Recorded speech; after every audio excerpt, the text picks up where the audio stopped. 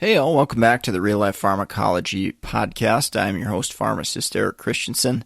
Thank you so much for listening today, and a very special thank you as I'm releasing this on Thanksgiving Day. So thank you for all the kind words, support, words of encouragement, purchases, books, everything that you guys have done. I'm greatly appreciative of all that. It allows me to continue to do this, which I certainly enjoy doing. So with that said, go take advantage of the free PDF at reallifepharmacology.com. It's a 31-page PDF on the top 200 drugs. Simply an email will get you access to that. And I thank you so much again for the support of the podcast. With that public service message completed, let's get into the drugs that I'm talking about today. We've got numbers 126 through 130. First medication is Trastuzumab. Brand name is Herceptin, and if you can remember that first part of that brand name, Her, H-E-R, that is a really important thing to remember if you're taking pharmacology exams, specifically on oncology, or maybe a final exam or board exam. That HEA part indicates part of its mechanism of action. So, classification-wise, Trastuzumab is a monoclonal antibody. Remember that ending MAB, M-A-B. Classified as an oncology agent, or you may hear it referred to as an anti-neoplastic agent as well. Trastuzumab is a monoclonal antibody which binds to the extracellular domain of the human epidermal growth factor receptor 2. That's where the HER2 classification or mechanism goes to talk about. So ultimately, it mediates antibody-dependent cellular cytotoxicity by blocking proliferation of cells, tumor cells, cancer cells, which overexpress this protein HER2. So if you remember that Her in Herceptin, there's overexpression of HER2 in certain types of cancer, particularly breast cancers. And with that overexpression, this medication can really target that type of indication there.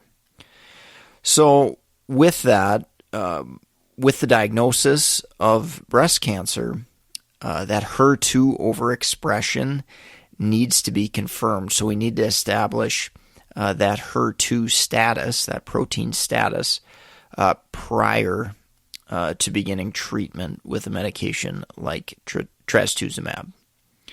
All right, so moving on to warnings, cautions, adverse effects. Cardiac failure, that's a really, really important one to remember. This is especially true with anthracyclines, and I'll talk a little bit about that, which drugs fall in that category in the drug interactions piece.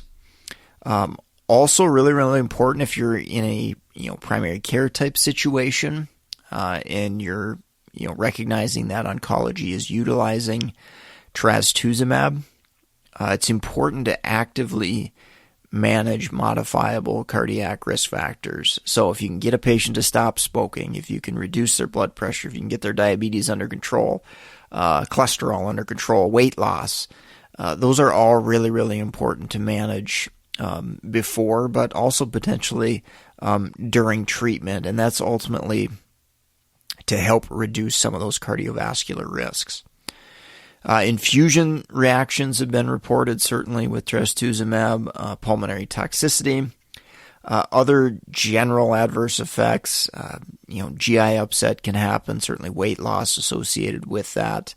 Rash, stomatitis, neutropenia, suppression of white blood cell counts, increased risk for infection, and then we can have some CNS adverse effects as well there.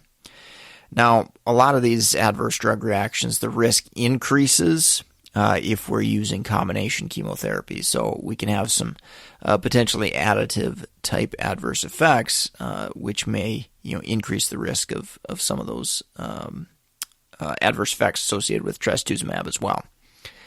In pregnancy, female patients should avoid pregnancy during therapy and for at least 7 months after discontinuation. not terribly often used in younger patient populations, but in that case, we really, really have to pay attention to that.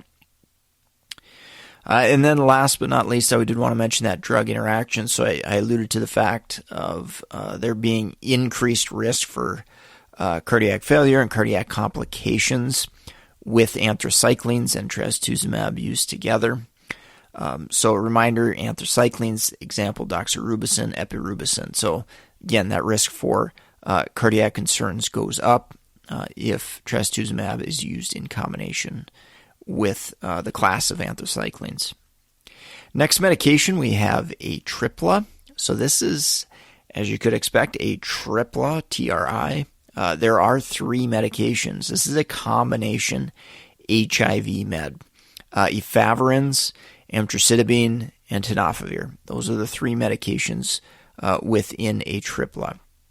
Now, combining medications is really, really advantageous to increase patient adherence. Okay, so the patient doesn't have to take 3 separate pills, for example, for each one of these medications. This is an antiretroviral medication, or classified as that.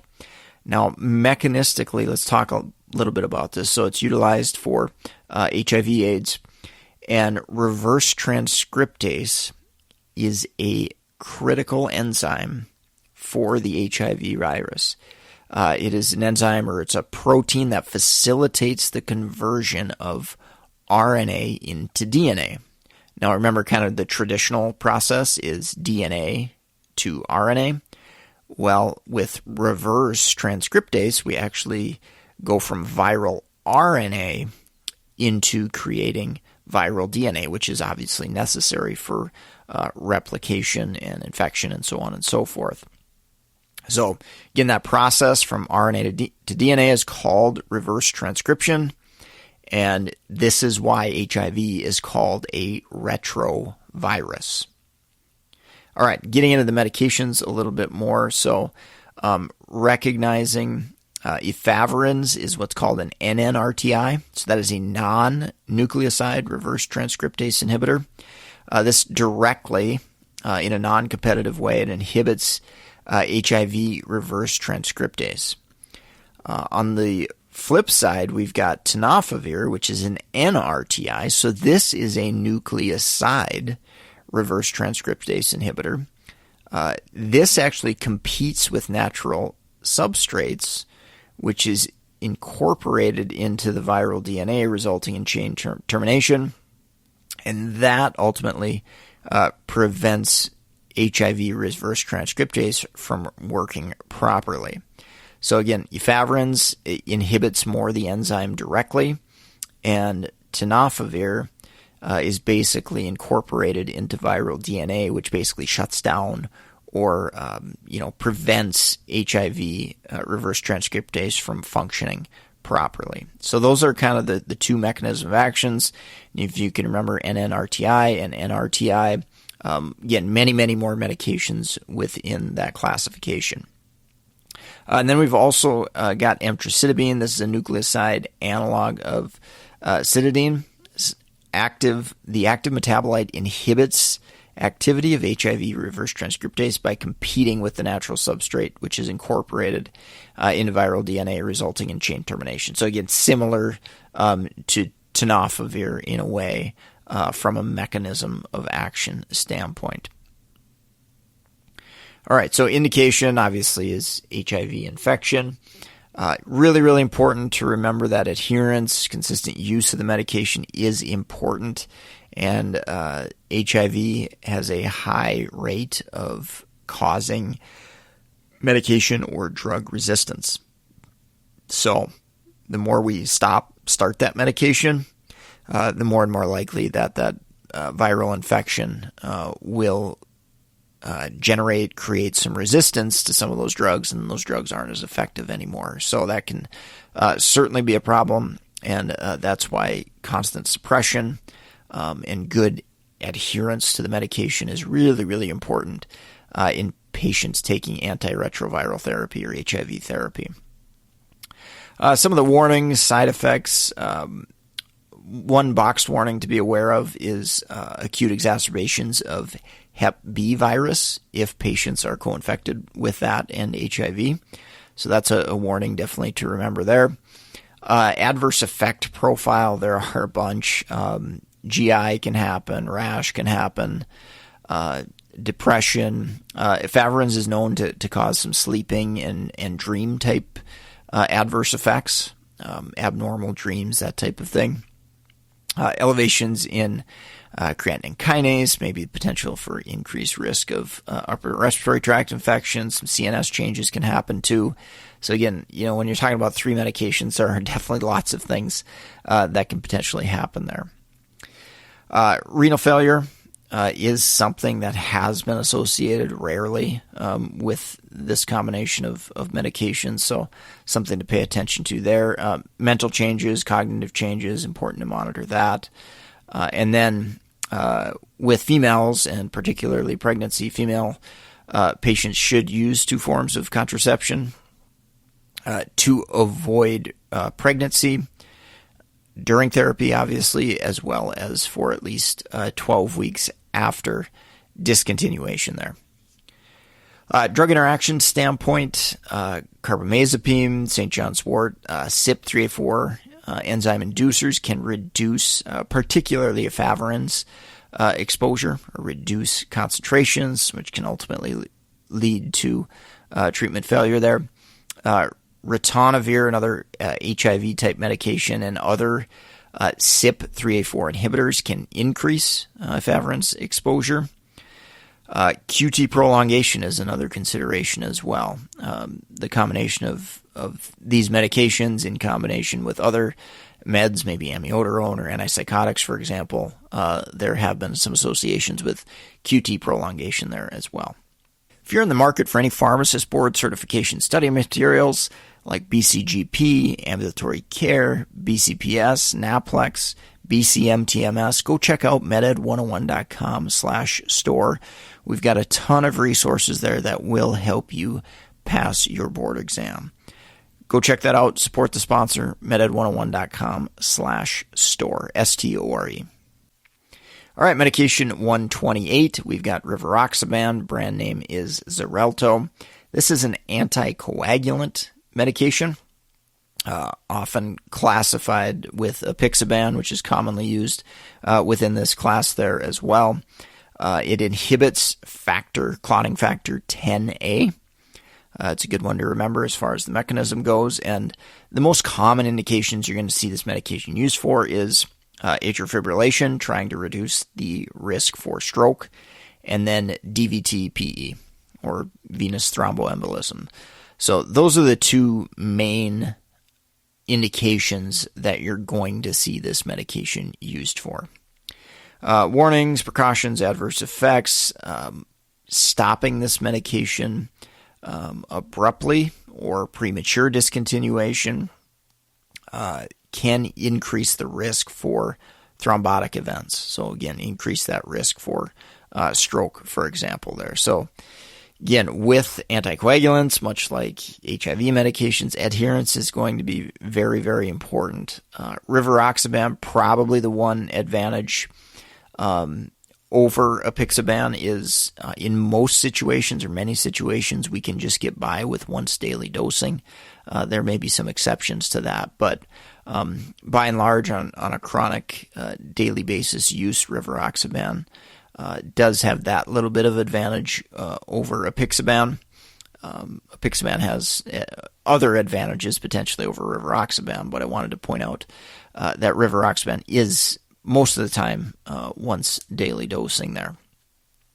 Side effects, biggest thing I'm worried about with Rivaroxaban is bleeding. That is obviously the most prominent adverse effect. If we thin the blood and we thin it too much, we're going to increase that risk for bleeds. With bleeding risk and drug interactions, I definitely think about NSAIDs. GI bleeding risk is going to go up if we use NSAIDs with anticoagulants, and it's best to certainly avoid that combination if at all possible. Other drug interactions I think about, some of the enzyme inducers carbamazepine, phenytoin, phenobarbital. These can reduce Rivaroxaban concentrations and ultimately reduce efficacy and lead to subtherapeutic anticoagulation. And then on the flip side, CYP3A4, P-glycoprotein inhibitors, some of the azole antifungals, those are good examples there. They can increase concentrations of Rivaroxaban, which could increase the potential for bleeding. All right, moving on, we got 129. This is Fioricet. And it must be one of those days where we've got multiple combination medications. So Fioricet is 3 medications. Caffeine, which you probably all well know, is in many common foods and beverages. So it's got caffeine, acetaminophen, common over-the-counter analgesic, and then Butalbital, which is a barbiturate-type medication. Mechanistically, I think I've covered acetaminophen in the past. Caffeine is a CNS-type stimulant, can help with the relief of headaches, those type of things. Butalbital is a kind of short to intermediate acting barbiturate. It's strongly associated with medication overuse headache, and this is why this medication has definitely fallen out of favor over the years. When I first became a pharmacist, when I was a student, I definitely saw a lot more of this medication than I do now. And then the biggest thing I think is we've figured out that the risk of rebound headache or medication overuse headache is significant when patients are overusing this medication. In addition to that, it is a controlled substance. So there is risk for addiction dependence, and that's because of that butalbital component there. So again, primary indication that I had seen it used for are headaches. It's used on an as-needed basis. Again, we don't want to be using this medication, several times per week, because we're going to run into that situation of medication overuse headaches. If it's going to be utilized, ideally less than probably 3 to 5 times per month. And again, that's meant to avoid that rebound headache type situation. Warnings, precautions, so obviously pay attention to liver failure, particularly in relation to acetaminophen, potentially as well as the butalbital. Adverse effect profile, each of the individual agents, so acetaminophen, the hepatotoxicity risk, and be particularly careful in patients with headaches. They often will double up on over-the-counter acetaminophen and take their prescription medication that may contain acetaminophen, so pay attention to that. Obviously, caffeine can cause some insomnia, tachycardia if the dose is too high, or if patients are, supplementing, taking additional caffeine within their diet, and now you're giving them extra caffeine with this medication. It could potentially put them to a little higher toxic level there. And then butalbital is a little bit more of the downer side.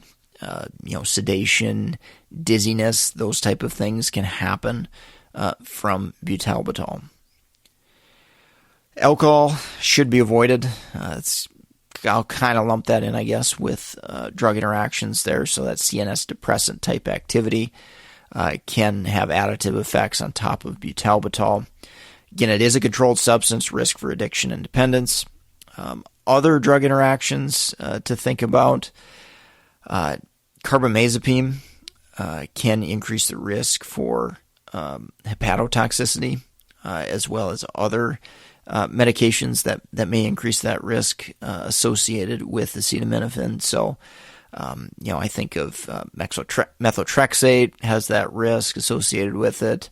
Amiodarone has a hepatotoxicity associated risk.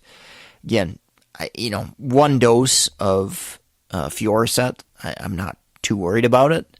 But it's where we get in trouble is typically where patients are taking over the counter, up above that 3,000, 4,000 milligram threshold, and in association potentially with other agents can increase that risk for hepatotoxicity.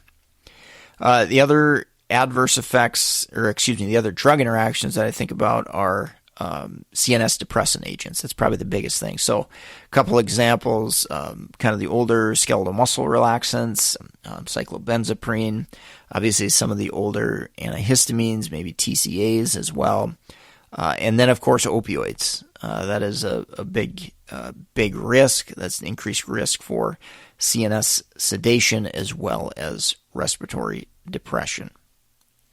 All right, last but not least, we've got insulin detemir.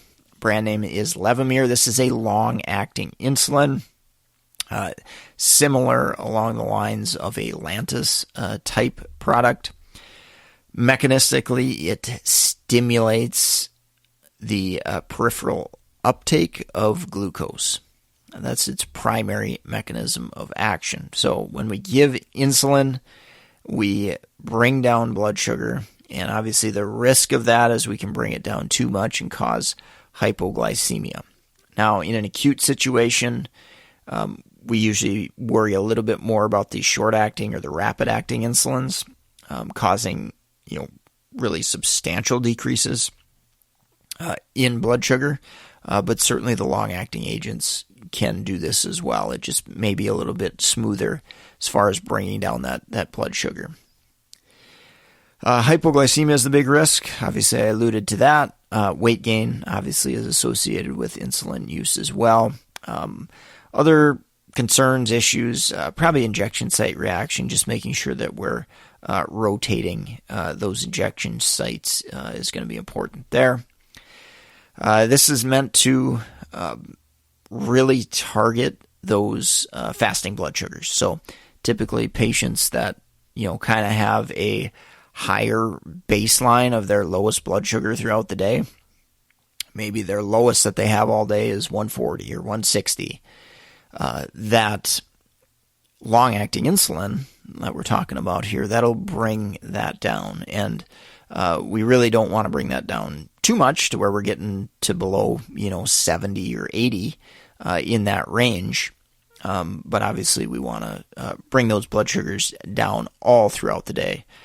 Compared to a rapid acting, which is really meant to target kind of those postprandial. So that's after a patient eats. So yeah, that kind of the difference between long acting and short acting insulins there.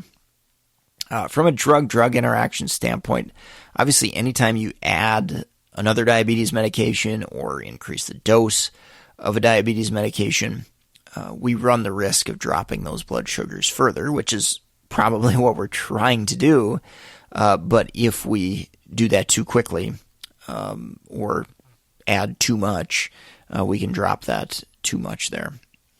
Medications that can kind of oppose the benefits of insulin and bringing down blood sugars. So we've got drugs like corticosteroids. That's probably the classic example of a drug that's going to raise blood sugars and potentially kind of counteract the effects of insulin there.